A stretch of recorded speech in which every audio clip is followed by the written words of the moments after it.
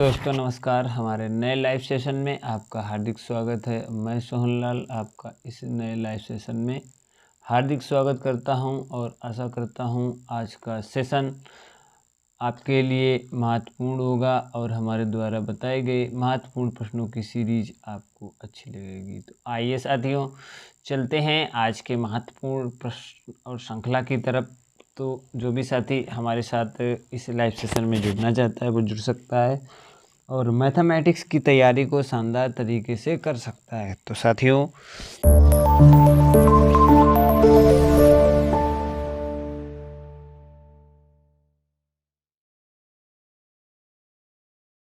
चलते हैं देर ना करते हुए सीधे। तो आज का पहला प्रश्न है कि कितने मूलधन पर 5% वार्षिक ब्याज की दर से 2 वर्ष के बाद मिश्र धन 220 रुपये हो जाएगा। तो इस प्रश्न को कैसे हल करेंगे तो समझते हैं। सबसे पहले देखो साथियों, यहाँ पर इसका हम लिखेंगे सबसे पहले हल। क्या लिखेंगे? हल। तो लिखते हैं यहाँ पर हल, और हल लिखने के बाद इसे अब हम करेंगे हल। तो ये किस प्रकार से हल होगा? सबसे पहले क्या दिया है यहाँ पे साथियों? दिया है मूलधन। क्या दिया है? मूलधन पर। मूलधन तो पूछा ही गया, कितना लिखा ना, कितने मूलधन पर। तो हम मान लेंगे माना मूलधन x। क्या? माना मूलधन इक्वल टू x। क्या मान लेंगे? कि मूलधन हमारा x है। ठीक है साथियों, यदि हमारा मूलधन x है और यहाँ पे रेट मतलब दर, वार्षिक दर साथियों दी है, वो दी है 5%। कितनी? 5%। इसके बाद समय भी दिया गया है,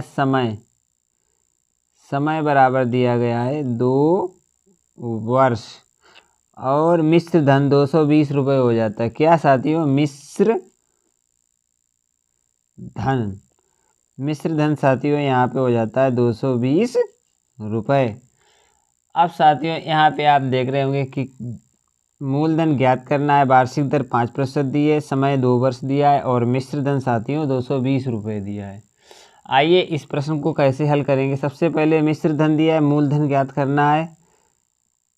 तो सूत्र लगाएंगे कि साधारण ब्याज बराबर, यहाँ पे हमारा ब्याज क्या हो जाएगा? ब्याज इक्वल टू मिश्र धन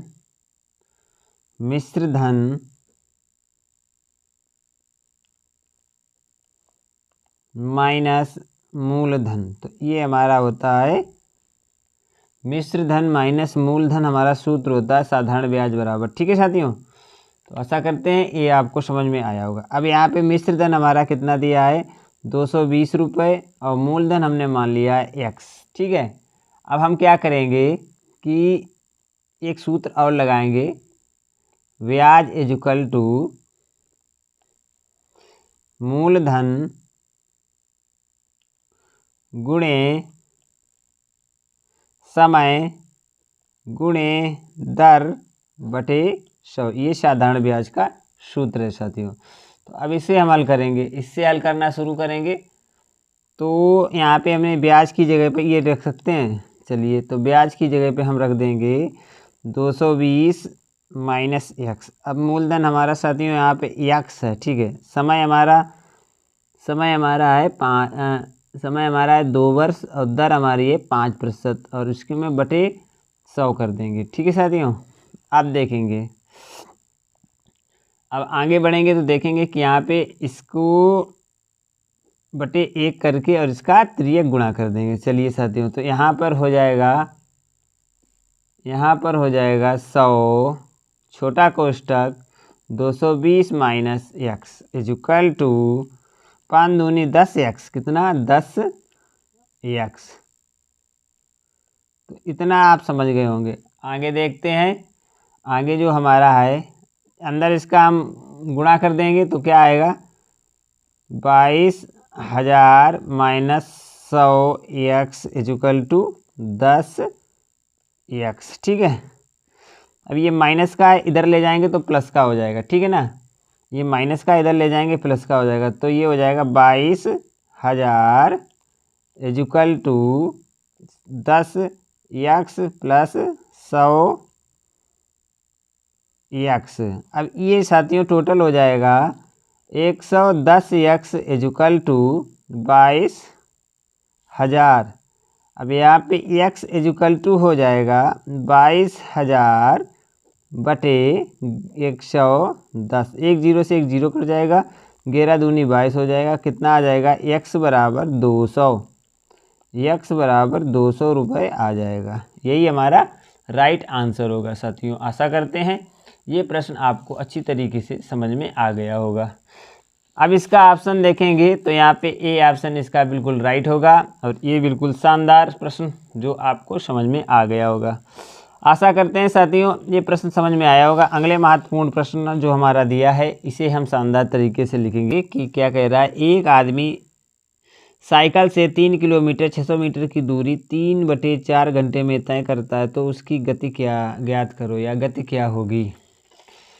आइए साथियों इस प्रश्न को शानदार तरीके से हल करेंगे। सबसे पहले प्रश्न में जो दिया गया है उसे हम नोट करते हैं।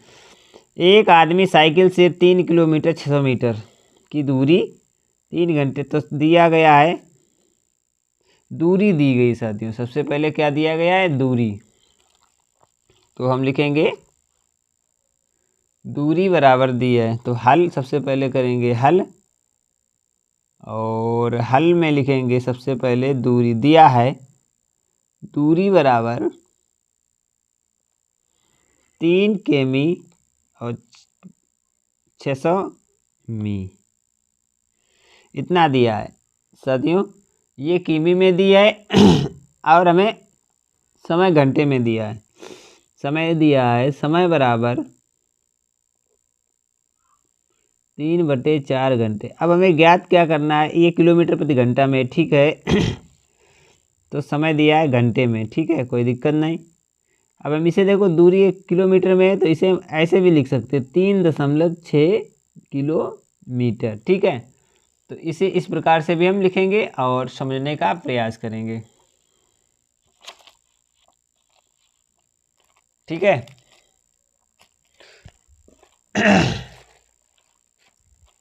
तो हमने इसे इस प्रकार से लिखने का प्रयास किया। आप साथियों यहाँ पे जो दो चीज़ें दी हैं और तीसरी चीज़ हमें ज्ञात करनी है। तीसरी चीज़ क्या है तो उसे हम देखते हैं। तीसरी चीज़ यहाँ पे है कि गति यानी कि चाल ज्ञात करनी है। चाल बराबर है क्वेश्चन मार्क। साथियों चाल बराबर सूत्र होता है, चाल बराबर सूत्र होता है दूरी बटे समय। ये हमारा सूत्र होता है, चाल बराबर दूरी। अब यहाँ पे देखेंगे चाल हमारी कितनी है, चाल ज्ञात करनी, दूरी हमारी है 3.6 और समय हमारा है 3/4। तो आशा करते हैं ये समझ में आया होगा। अगली स्टेप यदि हम लेंगे, इसमें अगली स्टेप अगर लेंगे तो ये कह रहा है कि 3/3.6 में बटा 1 में भागे 3/4। तो यही तो ये लिखा है, ठीक है। इसे हम क्या करेंगे, अगला स्टेप लेके इसमें हम थोड़ा अगली स्टेप लेंगे तो यहाँ पे होगा 3.6/1 गुणे 4/3। तो ये हो जाएगा। आशा करते हैं यहाँ तक समझ में आया होगा। अब यहाँ पे साथियों इसे हम काट सकते हैं तो कितना आ जाएगा, 3 से कटेगा तो 3 1 3, 3 दूनी 6, 1.2 में गुणे 4 ये आया। तो 5 चौक 48 आ जाएगा, 4 8 48 और 1 अंक के बाद 4.8 किलोमीटर प्रति घंटा। यही हमारी चाल होगी। साथियों आशा करते हैं इसका जो ऑप्शन सही है वो ऑप्शन नंबर डी बिल्कुल राइट है। आशा करते हैं ये प्रश्न आपको समझ में आया होगा। इसी आशा के साथ अगले महत्वपूर्ण प्रश्न को शानदार तरीके से हल करेंगे। साथियों अगला महत्वपूर्ण प्रश्न कह रहा है कि ललित के पास 500 रुपये थे। ललित के पास 500 रुपये थे। उसने अपने धन का 1/4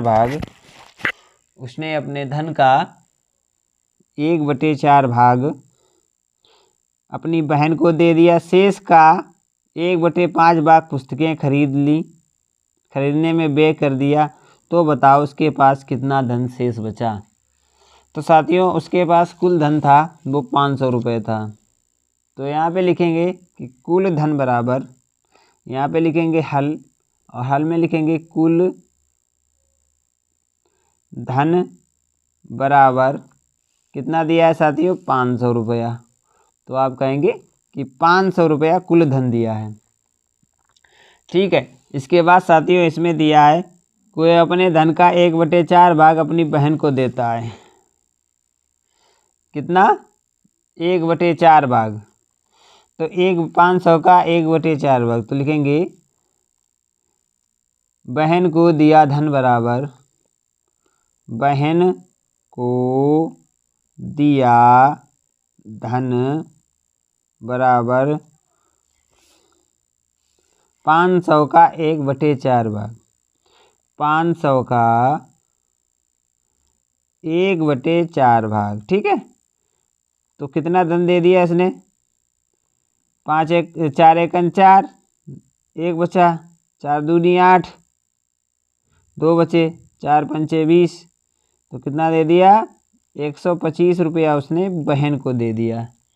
कितना दे दिया, 125 को उसने बहन को दे दिया। अब उसके पास शेष धन कितना बचा, तो शेष बचा धन बराबर होगा 500 माइनस 125 बराबर, यहाँ पे आएगा 5 और यहाँ पे आ जाएगा 3, 9 में से 2 जाएगा 7, और यहाँ पे बचेगा 4 में से 1 जाएगा 375 रुपया। कितना बचा साथियों, 375 रुपया इसका कुल धन बचा। तो शेष बचा धन है 500 माइनस 125 बराबर 375। आशा करते हैं ये आपको समझ में आ गया होगा। अब चलते हैं अगले महत्वपूर्ण प्रश्न की तरफ। अगला महत्वपूर्ण प्रश्न क्या कहता है कि शेष बचे धन का 1/5 भाग पुस्तकों खरीदने में व्यय कर देता है। तो लिखेंगे कि पुस्तकों में व्यय धन बराबर, क्या लिखेंगे, पुस्तकों में व्यय धन बराबर कितना, 375 का 1/5 भाग। अब कितना व्यय किया है, तो इसे हम 5 से काट देंगे, 5 सत्ते 35, 2 बचा 55, 25, यानी कि 75 रुपये उसने किस में व्यय कर दिए, 75 रुपये पुस्तकों खरीदने में व्यय कर दिए। कितने, 75 रुपये उसने पुस्तक को खरीदने में व्यय कर दिया। साथियों अब उसके पास कितना धन बचा, पहले 375 था और उसमें से 75 रुपये उसने पुस्तकों में यदि व्यय किया तो कुल बचा धन हो जाएगा 300 रुपये। तो उसके पास बचा धन 300 रुपये होगा। तो आशा करते हैं प्रश्न समझ में आ गया होगा आपको, और इसमें जो ऑप्शन सही है वो सी ऑप्शन बिल्कुल सही है।